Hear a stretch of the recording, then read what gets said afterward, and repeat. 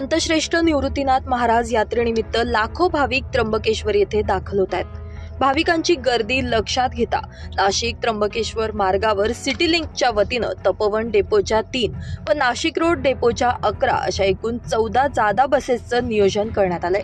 यामध्ये एकूण 90 अतिरिक्त बस फेऱ्या करण्यात येणार आहे। निवृत्तीनाथ महाराज यांच्या चरणी लाखो भाविक नतमस्तक होतात।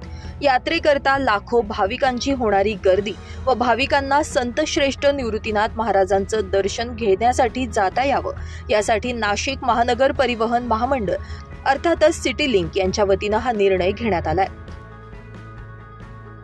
9 news Maharashtra bureau report, Nashik.